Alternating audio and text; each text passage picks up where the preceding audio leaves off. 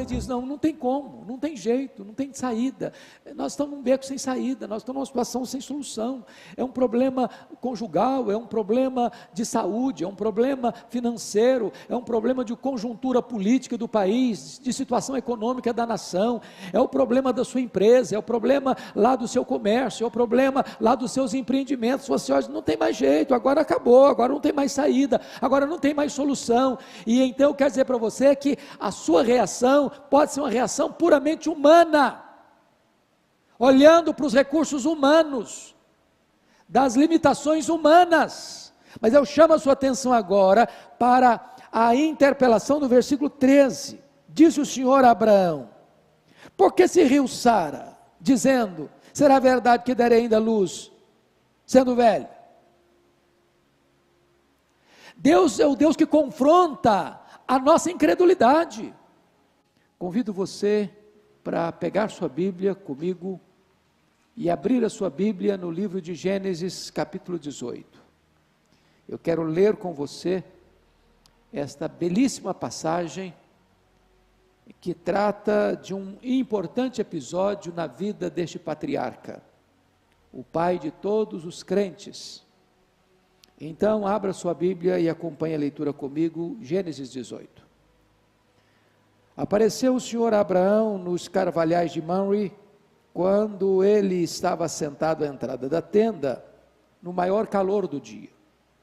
Levantou ele os olhos, olhou, e eis 3 homens de pé em frente dele.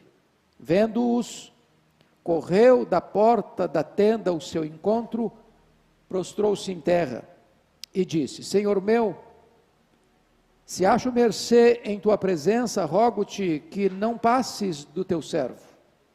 Traga-se um pouco de água, lavai os pés, repousai debaixo desta árvore. Trarei um bocado de pão.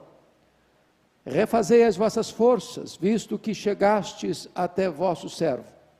Depois seguireis avante. Responderam: faze como disseste. Apressou-se, pois, Abraão para a tenda de Sara e lhe disse: amassa depressa 3 medidas de flor de farinha e faze pão assado ao borralho. Abraão, por sua vez, correu ao gado, tomou um novilho tenro e bom e deu ao criado, que se apressou em prepará-lo. Tomou também coalhada e leite e o novilho que mandara preparar e pôs tudo diante deles. E permaneceu de pé junto a eles, debaixo da árvore, e eles comeram. Então lhe perguntaram: Sara, tua mulher, onde está? Ele respondeu: está aí na tenda. Disse um deles: certamente voltarei a ti daqui a 1 ano, e Sara, tua mulher, dará à luz um filho. Sara o escutava, ou estava escutando, à porta da tenda atrás dele. Abraão e Sara eram já velhos, avançados em idade, e a Sara já lhe havia cessado o costume das mulheres. Riu-se, pois, Sara no seu íntimo, dizendo consigo mesma: depois de velha, e velho também o meu marido, terei ainda prazer? Disse o Senhor a Abraão: por que se riu Sara, dizendo, será verdade que darei ainda a luz, sendo velha? Acaso para o Senhor a coisa demasiadamente difícil? Daqui a 1 ano, nesse mesmo tempo, voltarei a ti, e Sara te terá um filho. Então Sara, receosa, o negou, dizendo: não me ri. Ele, porém, disse: não é assim, é certo que riste. Tendo se levantado dali aqueles homens, olharam para Sodoma, e Abraão ia com eles para os encaminhar. Disse o Senhor: ocultarei a Abraão o que estou para fazer, visto que Abraão certamente virá a ser uma grande e poderosa nação, e nele serão benditas todas as nações da terra? Porque eu o escolhi para que ordene a seus filhos e a sua casa depois dele, a fim de que guardem o caminho do Senhor e pratiquem a justiça e o juízo, para que o Senhor faça vir sobre Abraão o que tem falado a seu respeito. Disse mais o Senhor: com efeito, o clamor de Sodoma e Gomorra tem se multiplicado, e o seu pecado se tem agravado muito. Descerei e verei se de fato o que tem praticado corresponde a esse clamor. que é vindo até mim, e se assim não é, sabei-lo-ei. Então, partiram dali aqueles homens e foram para Sodoma. Porém, Abraão permaneceu ainda na presença do Senhor. E aproximando-se a ele, disse: destruirás o justo com o ímpio?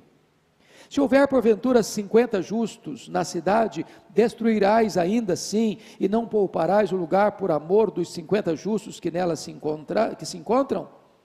Longe de ti o fazeres tal coisa, matares o justo com o ímpio, como se o justo fosse igual ao ímpio. Longe de ti, não fará justiça o juiz de toda a terra?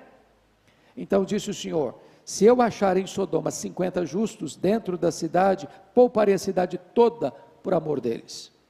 Disse mais Abraão: eis que me atrevo a falar ao Senhor, eu que sou pó e cinza. Na hipótese de faltarem 5 para 50 justos, destruirás por isso toda a cidade? Ele respondeu: não a destruirei, se eu achar ali 45. Disse-lhe ainda mais Abraão: e se porventura houver ali 40? Respondeu: não o farei por amor dos 40. Insistiu: não cire o Senhor, falarei ainda. Se houver porventura ali 30, respondeu o Senhor: não o farei, se eu encontrar ali 30. Continuou Abraão: eis que me atrevo a falar ao Senhor, se porventura houver ali 20, respondeu o Senhor: não o destruirei por amor dos 20. Disse ainda Abraão: não cire o Senhor, se lhe falo somente mais esta vez. Se porventura houver ali 10, respondeu o Senhor: não a destruirei por amor dos 10. Tendo cessado de falar a Abraão, retirou-se o Senhor, e Abraão voltou para o seu lugar. Bom, eu quero pensar com você sobre o seguinte tema: quando o Senhor visita a nossa casa, quando o Senhor visita a nossa família. Eu gostaria de situar esta passagem para que você entenda o contexto. Abraão foi tirado de Ur dos Caldeus,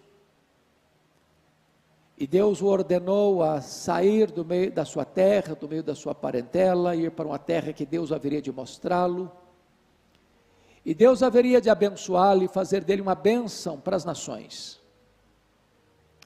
E diz a Escritura que Abraão levanta altares a Deus, mas diz a Escritura que depois de obedecer a Deus, ele passa por uma primeira prova. Há uma fome na sua terra, e ele, sem consultar a Deus, desce ao Egito. Ao descer ao Egito, ele tem ciência de que os valores, os princípios que governam aquela terra, são outros valores e princípios, e ele começa a imaginar que Faraó tem um harém, e que ele poderia ser morto pelos soldados de Faraó, se porventura a beleza da sua mulher, e a Bíblia diz que ela era extremamente formosa, pudesse atrair os olhos de Faraó.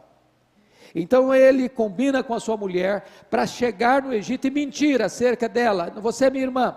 E não tardou para que os príncipes olhassem para ela, se agradassem dela e levassem Sara para o harém de Faraó. E como resultado disso, Faraó cumulou a Abraão de presentes, de riquezas, de muito gado, muitos servos e muitas servas. Aquela riqueza não foi uma bênção para ele. Ele desceu ao Egito e ali transige com os valores absolutos de Deus. Até que Deus fere a casa de Faraó com pragas, e Faraó descobre a mentira de Abraão e repreende Abraão, e expulsa Abraão do Egito. Bom, ele retorna, ele volta agora, exatamente de onde tinha saído, e ao retornar ele demonstra quebrantamento, porque levanta um altar para o Senhor. Mas a riqueza que ele trouxera do Egito, ele já era um homem rico, mas trouxe mais riqueza, é o elemento que vai servir de fator principal para a crise entre ele e o seu sobrinho Ló, porque os pastores de ambos começam a brigar por falta de espaço, e então há a separação de Abraão e Ló, e Abraão, como líder do clã, abre mão de escolher, e deixa que Ló escolha primeiro. Diz a Bíblia que Ló olha para as campinas verdejantes do Jordão, onde estavam as cidades da planície, Sodoma, Gomorra e outras mais, e opta por ir para lá. E ele, Abraão, vai para Mamre, perto de Hebrom, e ali se estabelece. Depois, logo em seguida, no capítulo 14, a Bíblia nos informa de que houve uma invasão dos 4 reis lá da Mesopotâmia, lá da planície do Eufrates, contra os 5 reis da planície do Jordão, onde estava Sodoma e Gomorra e onde morava Ló, e impõe sobre eles uma vassalagem. Depois de 12 anos de escravidão, esses 5 reis aqui da planície do Jordão se rebelam contra os 4 reis lá da Mesopotâmia e sofrem uma derrota cachapante. E esses reis lá da Mesopotâmia não só impõem uma derrota, mas levam o povo cativo e expoliam seus bens, e Ló está no meio dessas pessoas que foram levadas escravizadas. Quando Abraão sabe disso, junta 318 homens da sua casa, valentes, preparados para a batalha, juntamente com os homens que ele aliançou-se naquela região, e impõe uma derrota de estratégia militar sobre os reis do norte, e tira das mãos deles o povo escravizado, inclusive o seu sobrinho Ló. Pois bem, quando você avança um pouco mais nas Escrituras, para examinar esse assunto, você chega no capítulo 15, e Deus firma uma aliança com ele. E quando Deus visita-o, ele está muito triste, porque ele está com medo. Ele está com medo. E Deus aparece para ele e diz: Abraão, não fica com medo não, não tenhas medo, eu sou o seu escudo. Ele está com medo de quê? Talvez de uma retaliação daqueles reis lá da Mesopotâmia. Ele está com medo por quê? Porque Deus prometeu que ele iria ser pai de uma grande nação, e ele não tem filhos. Diz: vai ser o Eliezer, o meu servo, o meu mordomo, que vai herdar toda a minha riqueza. E Deus faz uma aliança com ele e diz: olha, Abraão, faz o seguinte, sai da sua tenda, olha para o céu, quantas estrelas, se é que você pode, assim será a sua descendência. Mas, como a vida é feita de começos e recomeços, os anos se passaram. E agora já tem exatamente 10 anos que ele tinha saído da terra, e indo para a terra de Canaã, a promessa não se cumpria. E aí, uma daquelas servas que ele trouxe do Egito, chamada Agar, vai ser um ponto de tensão na família dele, porque a mulher dele pensa assim: bom, é costume da nossa época, quando uma mulher não pode dar filhos ao marido, ela pega uma das suas servas, para que o marido coabite com ela, e os filhos dessa serva são considerados meus filhos. E então Sara propõe isso para Abraão, e Abraão não discute com a sua mulher, Abraão não orienta a sua mulher, Abraão não aconselha a sua mulher, Abraão anui, concorda com a sua mulher, e coabita com Agar, e vai gerar Ismael. Isso é chamado de sinergismo. É quando o homem tenta dar uma mãozinha para Deus, é quando o homem tenta cooperar com Deus, como se Deus não fosse suficientemente sábio e poderoso para dar conta daquilo que prometeu. Pois bem, isso gerou um sério problema para aquela família. Então, diz a Escritura, no capítulo 17, que quando Abraão completou 99 anos, Deus apareceu para ele e disse: Abraão, anda na minha presença e ser perfeito. E Deus firma uma aliança com ele e estabelece a circuncisão como selo dessa aliança. Deus é maravilhoso, porque é o Deus que perdoa, é o Deus que restaura. Você anda com Deus um tempo, depois você dá uma escorregada e você fraqueja, e Deus não desiste de você, Deus não abandona você, Deus volta a você, Deus propõe um recomeço com você, Deus restaura você, Deus renova a sua aliança com você.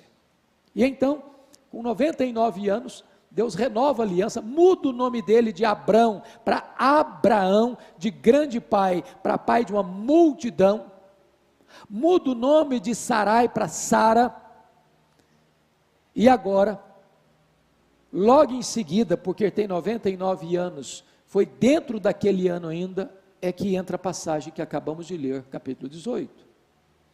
Quando Abrão está na sua tenda, na porta da sua tenda, lá nos Carvalhais de Manry, assentado à entrada da tenda, calor imenso, hora mais quente do dia, talvez meio-dia. E ele olha, defronte dele tem 3 homens. E já naquele momento, Abrão tem um discernimento que não são apenas peregrinos, não são apenas beduínos que estão caminhando por aquelas regiões desérticas de Hebrom. Ele reconhece que aqueles homens têm algo de especial, e mais do que isso, que é uma visitação de Deus à sua casa, à sua tenda, à sua família.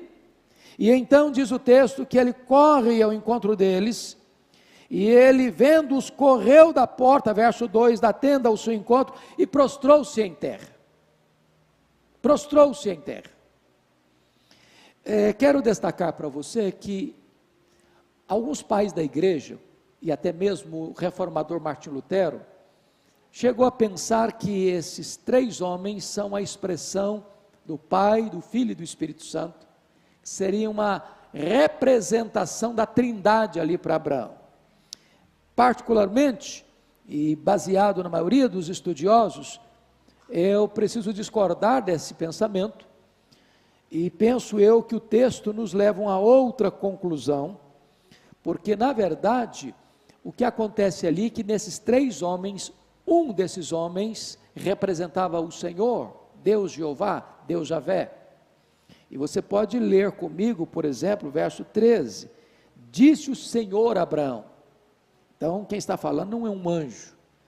O verso 14, acaso para o Senhor a coisa é demasiadamente difícil? O versículo 17, olha comigo, disse o Senhor, ocultarei a Abraão o que está para fazer, o que estou para fazer? Então quem está falando aqui não é um anjo, é o Senhor, é um desses 3 homens, é a pessoa do Senhor. Olha ainda verso 22, então partiram dali aqueles homens, e foram para Sodoma, porém Abraão permaneceu ainda na presença do Senhor. E quando você avança um pouco mais no entendimento, você já vai lá para o capítulo 19, versículo 1, ao anoitecer vieram os 2 anjos a Sodoma. Então, enquanto Abraão fica com um dos homens, que é o Senhor, os outros 2 homens são 2 anjos. Então, o que eu quero levantar para você é a bênção de Deus chegar na sua casa, é a presença de Deus no seu lar, é Deus retornando à sua casa, para renovar com você a sua aliança, para trazer palavras de bênção, para trazer palavras de esperança, para trazer palavras de vida, para um casal que já estava amortecido e não tinha a mínima possibilidade de gerarem filhos. O Senhor está vindo lá para dizer o seguinte: olha, daqui a 1 ano vai acontecer, eu falei, eu prometi e eu sou poderoso para cumprir, porque para Deus, para o Senhor, não há coisa demasiadamente difícil. Talvez a maior necessidade que você e eu temos é da visita do Senhor, é da presença do Senhor na nossa vida, na nossa casa, na nossa tenda, na nossa família. É isso que está acontecendo aqui. E o primeiro retrato que eu encontro aqui de Abraão, então, nesse texto, Abraão, o anfitrião. O anfitrião. Então vamos olhar comigo, por gentileza, a partir do verso 3, porque Abraão, ele demonstra uma solicitude imensa, uma alegria imensa, um prazer imenso, uma pressa extremamente eloquente para receber aqueles 3 homens na sua casa. Ele é um anfitrião e ele tem prazer nisso. Então vamos ver isso, por gentileza. Primeiramente, olha comigo o versículo 3, quando ele diz: rogo-te que não passes do teu servo, fica aqui, fica comigo. Lembra lá dos 2 caminhantes de Emaús, quando disseram para o Senhor: já é tarde, fica conosco. É essa consciência de que o Senhor é tão precioso para nós, é tão bom quando Ele está na nossa casa, é tão bom quando Ele está dentro da nossa família, é tão bom quando a presença dEle é real na nossa família, na nossa casa, no nosso lar. Segundo, olha comigo, versículo 4, o que Ele propõe? Traga-se um pouco de água. Isso era uma forma de acolhida calorosa, porque se caminhava a pé, por aquelas regiões desertificadas, muita poeira, e o primeiro gesto de que você era um bom anfitrião, era que quando a pessoa chegava, você colocava água para lavar os pés. Olha mais, repousai debaixo dessa árvore. O segundo aspecto da característica de Abraão como hospedeiro e como anfitrião, era não apenas lavar os pés, mas também repousar, descansar. Olha, em terceiro lugar, o que ele vai estabelecer para eles? Refeição beduína. E eu chamo a sua atenção para os versículos 5 a 8, porque tem aqui vários aspectos de que os beduínos são muito generosos nas suas refeições. E Abraão está demonstrando isso aqui. Veja comigo, por favor. Primeiramente, ele vai colocar, traga-me um bocado de pão. E eu chamo a sua atenção para as características desta hospitalidade de Abraão. Primeiro, Abraão serviu imediatamente. Versículo 4: traga-se um pouco de água, lavai os pés e repousai debaixo desta árvore. As pessoas estão acabando de chegar, o Senhor e 2 anjos, e ele imediatamente já toma decisões e medidas para acolhê-los com grande fervor, com grande entusiasmo. Segundo, ele faz uma recepção pessoal. Olha comigo o versículo 5: trarei um bocado de pão. Quando você vê trarei um bocado de pão, quando vai pedir para Eva, para Sara fazer o pão, ele pede 3 medidas. 3 medidas, gente, é muito pão. É pão para muita gente. Ele está servindo 3 pessoas. Mas ele é humilde, ele não quer dizer, não vou fazer um banquete, não. Ele usa uma linguagem de humildade. E é um trabalho pessoal. Eu trarei um bocado de pão. Eu trarei. Então, ele pessoalmente, lembre que ele é um homem de 99 anos, lembre que ele tem muitos servos na sua casa, lembre que ele poderia simplesmente estar ali conversando com aquelas pessoas e deixando que os seus servos, seus empregados trabalhassem. Não, ele pessoalmente quer fazer isso. Terceiro, ele faz isso de forma rápida. Versículo 6: apressou-se, pois, Abrão para a tenda de Sara. Bom, olha que coisa maravilhosa. Ele entende que a tenda não é dele, é a tenda de Sara. Quando a Bíblia diz que a mulher é a dona do lar, dona da casa, é nesse sentido, já está aqui. Abraão entendia que a tenda, embora ele morasse, embora ele fosse o líder, embora ele fosse o cabeça, embora ele fosse o chefe daquele clã, ele entendia que aquele espaço geográfico era chamado de a tenda de Sara. Bonito isso. Isso é um princípio, e ele faz isso com pressa, ele apressou para a tenda de Sara. Mas mais do que isso, a generosidade dele. Veja comigo quais são os expedientes dele. Primeiro, amassa depressa 3 medidas de flor de farinha. Flor de farinha é a nata da farinha, a farinha melhor, de melhor qualidade.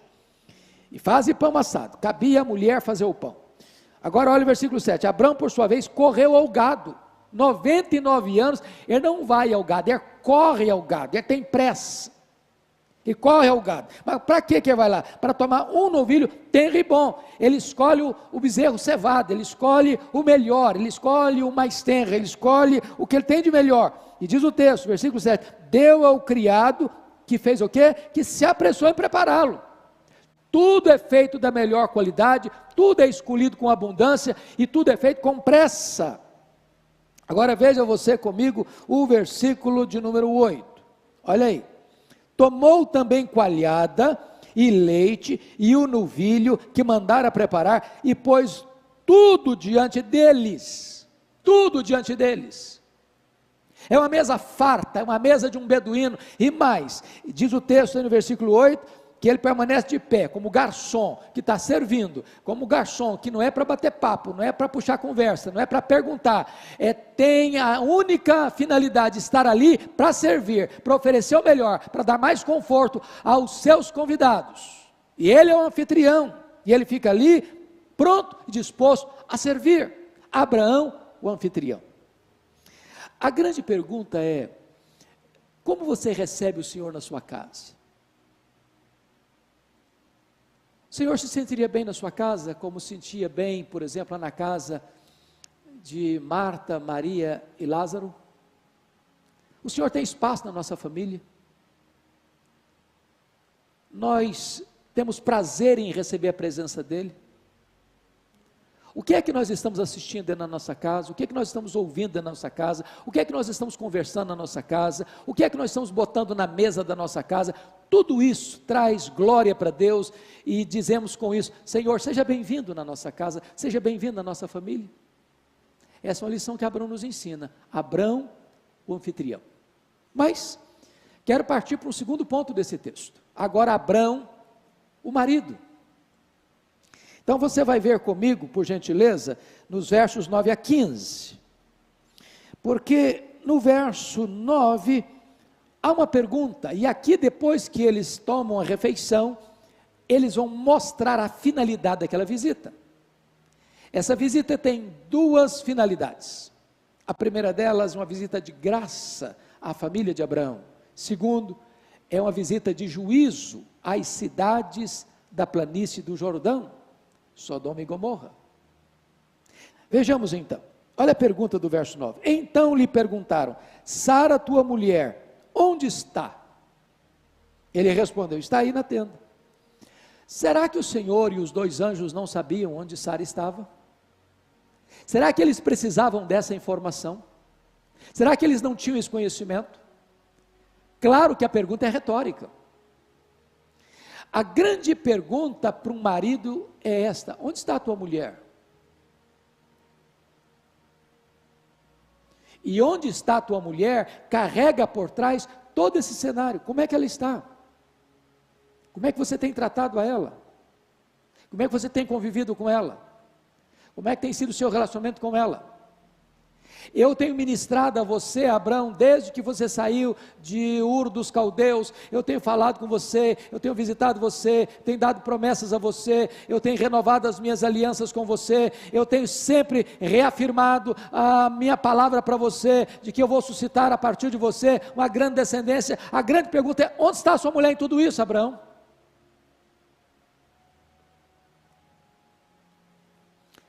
Você tem ministrado a sua esposa? A sua esposa é uma mulher mais crente, mais piedosa, mais cheia do Espírito Santo, porque convive com você, porque se relaciona com você. Onde está a tua mulher? Agora, note você que diante desta pergunta, que foi retórica, há uma promessa no versículo 9, eu chamo a sua atenção. No versículo 10, melhor dizendo. Disse um deles: certamente voltarei a ti daqui a 1 ano, e Sara, tua mulher, dará à luz um filho. Sara o estava escutando à porta da tenda atrás dele.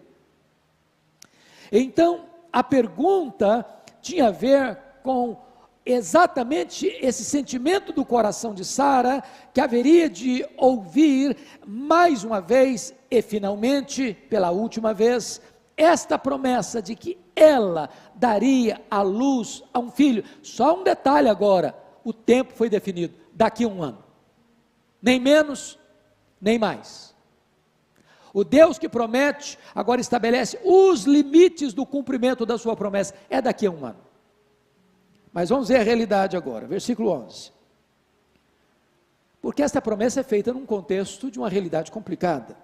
Abraão e Sara eram já velhos, avançados em idade, e a Sara já lhe havia cessado o costume das regras. Bom, o ponto é o seguinte: a promessa do filho vem em choque, em conflito com a possibilidade desse casal gerar filhos. O corpo de Sara já estava morto para a maternidade. E o corpo de Abraão também já estava amortecido.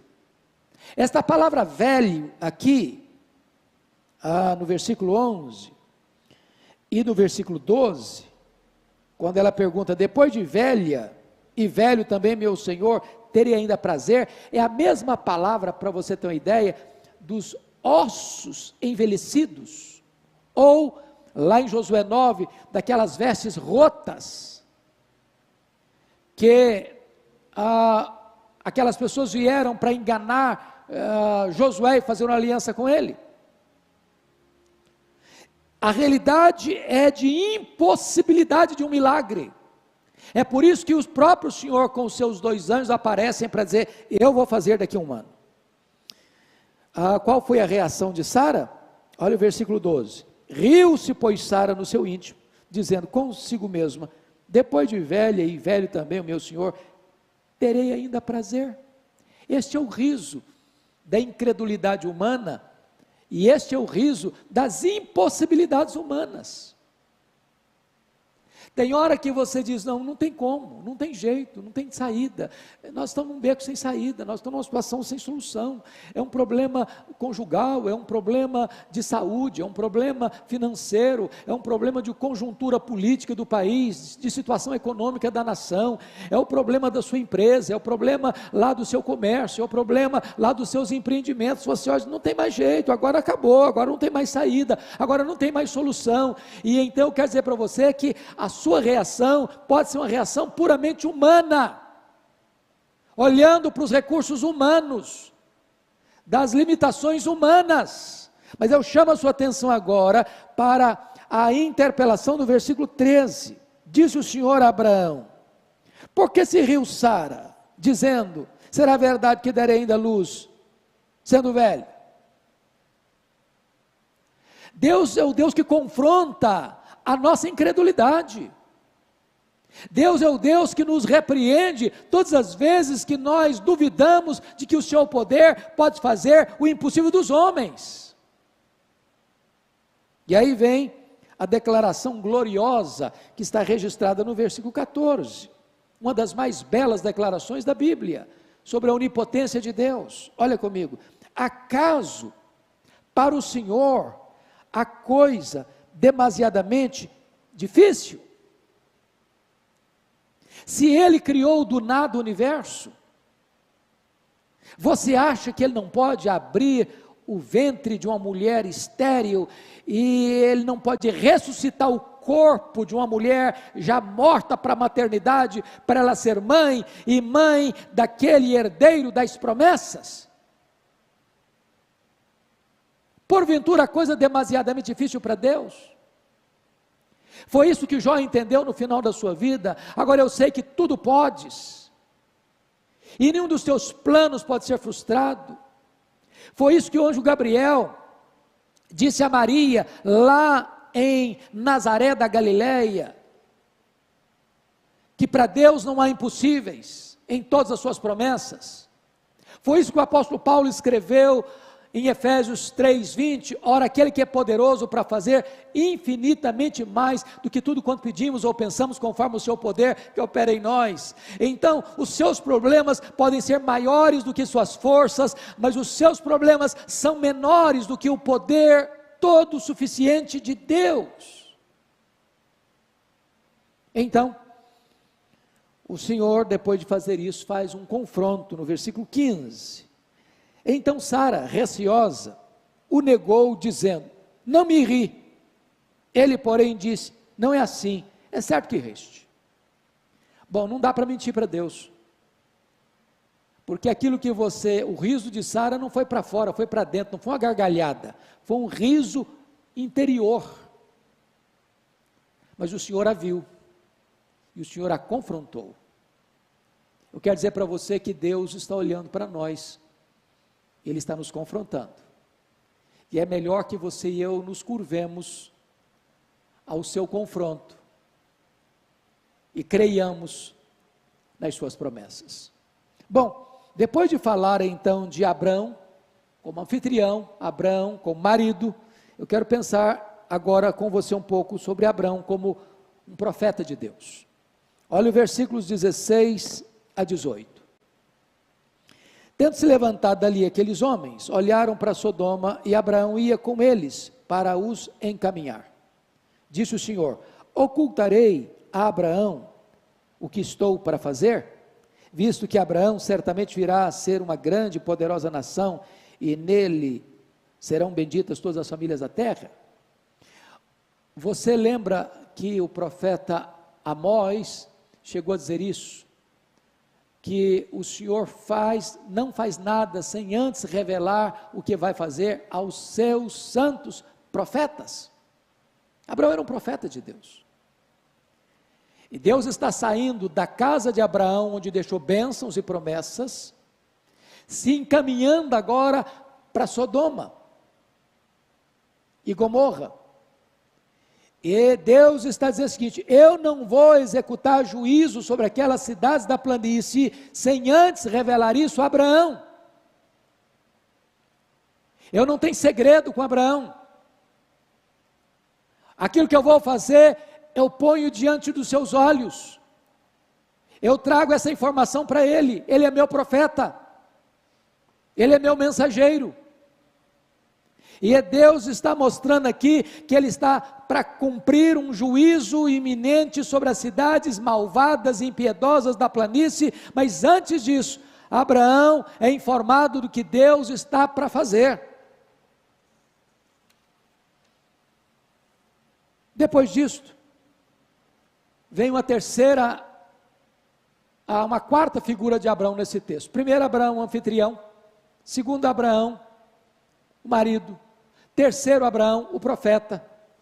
Mas em quarto lugar, veja comigo, agora Abraão, o educador. Você pode olhar comigo, por gentileza, o versículo 19, um dos mais belos textos da Bíblia. Está escrito assim: porque eu o escolhi para que ordene a seus filhos e a sua casa depois dele, a fim de que guardem o caminho do Senhor e pratiquem a justiça e o juízo, para que o Senhor faça vir sobre Abraão o que tem falado a seu respeito. Eu chamo a sua atenção para um ponto muito importante aqui. Para cada pessoa que Deus salva, Ele tem um propósito, Ele dá um propósito de vida. Por exemplo, o propósito de Noé foi construir a arca, e salvar a sua família, e recomeçar a povoação da terra. O propósito de Moisés foi ser o libertador do seu povo da escravidão do Egito. O grande propósito na vida de Josué foi introduzir o povo de Deus na terra prometida. O grande propósito de Davi foi estabelecer um reino sólido de Israel. O grande propósito de Deus na vida de Salomão foi a construção do templo de Jerusalém. O grande propósito de Deus na vida de Neemias foi reconstruir os muros de Jerusalém e restabelecer a vida espiritual daquela cidade. O grande propósito de Deus na vida de João Batista foi preparar o caminho do Senhor para que ele se manifestasse. O grande propósito de Deus na vida de Pedro foi que ele abrisse a porta do Evangelho para judeus e gentios. O grande propósito de Deus na vida de Paulo foi que ele levasse este Evangelho aos povos, às nações, aos gentios, aos mais longínquos. A pergunta é: qual foi o grande propósito de Deus na vida de Abraão, o pai da nação de Israel e o pai dos crentes? Bom, esse texto está nos dizendo que Deus o escolheu com esse propósito. Mas que propósito? Que propósito? Para que ordene a seus filhos, preste atenção agora, e a sua casa depois dele. Bom, então vamos fazer um pouquinho de conta aqui. Quando Isaac, o filho da promessa, nasceu, Abraão tinha 100 anos. Isaac casou-se com 40 anos. Portanto, quando o seu filho Isaac se casou, Abraão tinha 140 anos. Bom, Isaac orou por Rebeca 20 anos. Ela era estéril. E quando Rebeca concebeu e deu à luz os seus filhos gêmeos, Esaú e Jacó, netos de Abraão, o Isaac tinha 60 anos, portanto, Abraão tinha 160 anos quando seus netos nasceram. Bom, e Abraão morreu com 175 anos, logo, Abraão só teve 15 anos de vida. A Bíblia diz que ele morreu em ditosa velhice, então ele estava ainda feliz, convivendo. Ele só teve 15 anos para conviver com seus netos. Mas como assim que o projeto de Deus na sua vida foi que ele, está escrito aí no versículo 19, ordenasse os seus filhos e a sua casa depois dele, a fim de que guarde o caminho do Senhor e pratique a justiça e o juízo. Se ele teve tão pouco tempo. E aí você vai entender Abrão, e entender esse texto, quando você vai para Hebreus capítulo 11, que ele viu as promessas e saudou-as de longe, ele sabendo que ele era o pai dos crentes, é como se ele estivesse olhando, lá da sua tenda em Mamre, em Hebron, para os séculos para frente dele, para as gerações para frente dele, para as nações para frente dele, e para todos aqueles que o Senhor comprou com o seu sangue, de todas as raças, povos, tribos, línguas e nações, e abençoando essas gerações, dizendo o seguinte: eu quero que a minha geração seja santa, eu quero que a minha geração seja comprometida com Deus, eu quero que a minha geração conheça Deus, eu quero que os meus descendentes sejam comprometidos com Deus. Abraão era um educador comprometido com as futuras gerações. A pergunta que eu faço a você hoje é: qual é o compromisso que você tem de educar seus filhos, seus netos e as suas futuras gerações? Você se lembra do rei Ezequias? Um homem de Deus, mas que cometeu um gravíssimo erro nesse particular. Quando ele tinha 39 anos de idade, Deus apareceu para ele e disse para ele colocar em ordem a sua casa, porque certamente ele morreria. E ele clama a Deus, ele chora diante de Deus, e Deus ouve a sua oração, estende-lhe a sua idade para mais 15 anos.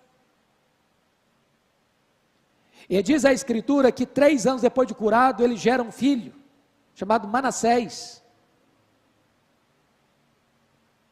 E diz a Escritura que então ele morre, e seu filho começa a governar com 12 anos de idade, reina 55 anos em Jerusalém. Foi o rei mais perverso, mais cruel, mais sanguinário, mais assassino, mais feiticeiro, mais idólatra da história dos reis de Judá. E diz a Escritura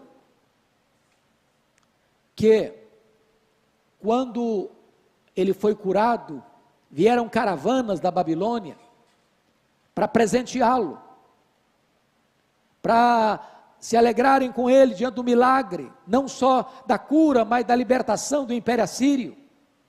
E diz a Bíblia que Ezequias abre os seus tesouros da sua casa, e mostrou quão grande era, quão poderoso ele era, quão rico ele era, quão esplendoroso ele era, e não disse uma palavra sequer de exaltação a Deus, de gratidão a Deus. Diz a Bíblia que aquilo foi mal aos olhos do Senhor, e Deus mandou Isaías à sua casa para repreendê-lo, e Isaías dá uma palavra dura para o rei Ezequias, dizendo: olha, essa Babilônia que você se envaideceu diante dela, voltará, e tudo aquilo que os reis ajuntaram até hoje, e tudo aquilo que você ajuntar daqui para frente, essa Babilônia vai levar. E tem mais: dos filhos que tu gerares serão levados cativos, serão feitos eunucos, serão castrados. E quando Ezequias escuta isso, em vez dele chorar como chorara 15 anos antes, ou melhor dizendo, como ele chorara depois que foi avisado de que ele morreria, diz a Escritura que depois dessa tragédia de que ele é informado que seus filhos serão cativos, serão castrados, ele responde assim: boa essa palavra, boa essa palavra. Mas acho que você não entendeu, rei Ezequias. Eu estou falando que a Babilônia virá e vai tomar esse povo, e vai levar esse povo cativo, os filhos vão ser levados cativos, vão ser feitos eunucos, e você vem me dizer que boa essa palavra? E ele justifica: boa essa palavra que disseste, porque eu morrerei em paz nos meus dias. Sabe o que significa isso? Sabe o que ele está dizendo? Quando isso acontecer, eu não estou mais aqui para contar essa história. Quando isso acontecer, eu não estou mais aqui. Então, depois que eu morrer, desculpem da expressão, que se danem as futuras gerações, eu não estou nem aí. Nós precisamos de pais, de mães comprometidos com a educação de seus filhos, de seus netos, de sua futura descendência. É isso que Abraão fez, e é isso que nós precisamos fazer. Mas eu queria concluir então a exposição desse texto. Primeiro, Abraão como anfitrião. Segundo, Abraão como profeta. Terceiro, Abraão, primeiro, anfitrião. Segundo, marido. Terceiro, profeta. Quarto, Abraão como educador. E quinto lugar, Abraão como intercessor. É exatamente isso que você vai ver comigo a partir dos versos 20 a 33. E quando chega o verso 20, disse mais o Senhor. Agora o Senhor vai revelar a Abraão o segundo motivo da sua visita à sua casa. A primeira foi uma visita de bênção para a família de Abraão.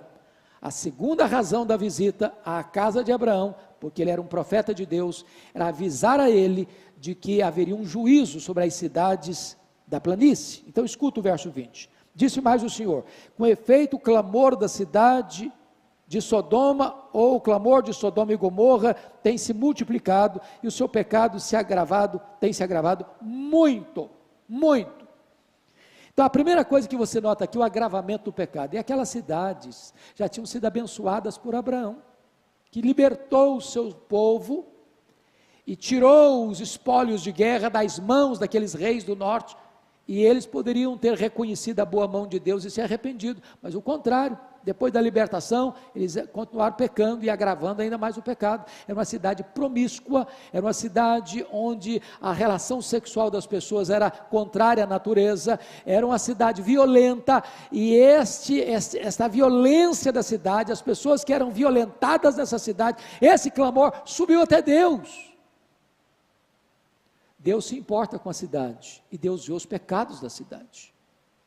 Mas em segundo lugar, você nota que antes de Deus aplicar o juízo, Deus investiga primeiro. Deus nunca aplica um juízo sem um diagnóstico primeiro. Então veja comigo o verso 21. Descerei e verei se de fato o que tem praticado corresponde a esse clamor que é vindo até mim, e se assim não é, sabê-lo-ei. É claro que essa é uma linguagem humana, antropomórfica, para descrever esta cena para nós, que Deus não aplica o juízo sem antes investigar. Deus é justo. Deus não inocenta o culpado, e Deus não culpa o inocente. Bom, agora então vem o intercessor, permanecendo na presença do Senhor. Olha o verso 22. Então partiram dali aqueles homens, e foram para Sodoma. Eram 3 homens, um era o Senhor e 2 anjos. Porém Abraão permaneceu ainda na presença do Senhor. Então preste bem atenção agora. São 3 homens, um é o Senhor, 2 são anjos. Os 3 estão saindo juntos da casa do Abraão. Abraão, como um bom anfitrião, não só dá a eles um banquete, mas também os conduz na estrada para onde estão indo. E se você conhece a geografia de Israel, sabe que se você está lá nas alturas de Mamre, a região de Hebron, você caminhando um pouco, de lá de cima você tem uma vista abrangente da planície do Jordão, onde estavam a cidade de Sodoma e Gomorra.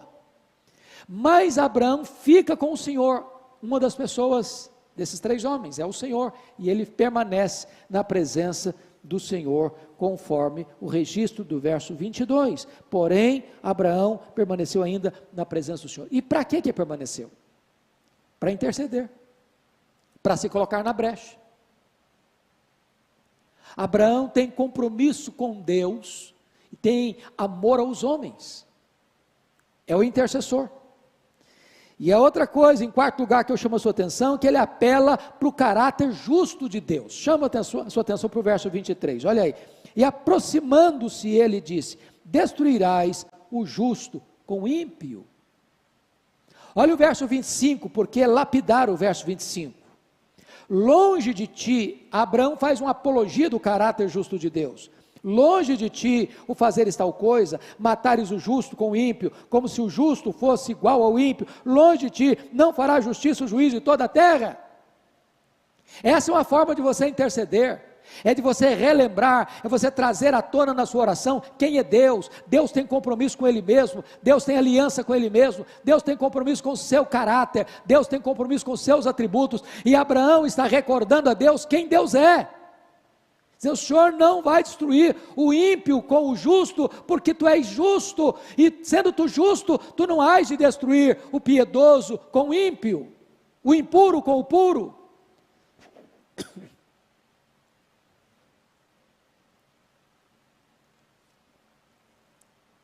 Quinto lugar, Abraão, na sua intercessão, ele insiste com Deus.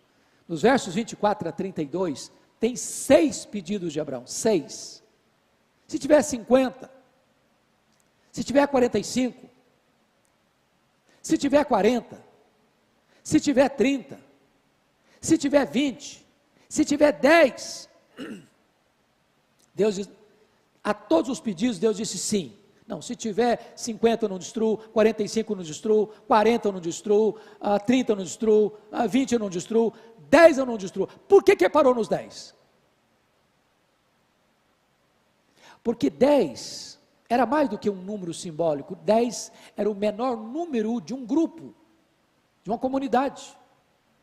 E eu estou falando de uma cidade. Abaixo de 10, agora a salvação tem que ser individual, não como coletividade mais. Então Abraão, ele luta com Deus, ele persevera na oração, ele insiste com Deus na oração. Tem muita gente que pensa que Deus não precisa, fala uma vez, não precisa falar mais, porque Deus não é surdo, Deus não precisa ficar escutando. A Bíblia nos orienta e nos ensina a insistir. Por isso o Senhor Jesus Cristo disse: pedi e dar-se-vos-á, buscai e achareis, batei e abrir-se-vos-á, porque todo que pede recebe, todo que busca encontra, todo que bate abrir-se-lhe-á. A Bíblia nos ensina a insistir com Deus, a perseverar na oração, e é isso que Abraão está fazendo. Mas eu quero, em penúltimo lugar, dizer, em sexto ponto, que Abraão demonstra ousadia e também humildade, porque oração tempera essas duas coisas, ousadia e humildade. Veja comigo o verso 27. Disse mais Abraão: eis que me atrevo a falar ao Senhor, eu que sou pó e cinza. Preste atenção que Abraão não determina nada para Deus, Abraão não exige nada de Deus, Abraão não decreta nada para Deus, Abraão não tem qualquer petulância no seu ministério intercessório. Ele pede, ele suplica, ele é ousado, mas ele sabe quem é, e sabe quem o Senhor é. Eu ouso falar, mas eu sou pó e cinza. Humildade não anula ousadia, e ousadia não dispensa humildade. Eu quero terminar, porque o intercessor finalmente é alguém que se rende ao propósito soberano de Deus. Olha comigo o versículo 33. Tendo cessado de falar a Abraão, veja você que quem cessa de falar não é Abraão, quem cessa de falar é Deus. Tendo cessado de falar a Abraão, retirou-se o Senhor, e Abraão voltou para o seu lugar. Deus é soberano, e Ele faz todas as coisas conforme o conselho da sua vontade. Oração não é para determinar nada para Deus, porque quem decide é Ele, quem faz é Ele, da forma dEle, no tempo dEle, para a glória dEle. Então nesse momento, depois que Abraão chega ao número mínimo de um grupo, de uma comunidade, Deus cessa de falar com ele, ele não insiste mais com Deus, submete-se à vontade soberana de Deus, e retorna para sua casa. Que Deus nos ajude a imitar este homem, que é o pai dos crentes, Abraão, o anfitrião. Abraão, o marido. Abraão, o profeta. Abraão, o educador. Abraão, o intercessor. Que Deus nos abençoe. Que Deus nos ajude a seguir as mesmas pegadas do nosso Pai da fé. Deus abençoe você. Conheça agora a Biblioteca do Pregador, a biblioteca cristã mais completa do Brasil, com mais de 10.000 sermões, enciclopédias, teologia sistemática, mais de 20 bíblias de estudo, 6 comentários bíblicos, um grupo exclusivo com mais de 9.000 livros para download. E você adquirindo hoje, você ganha um curso de homilética, a arte de pregar e um kit infantil. Clique em Saiba Mais.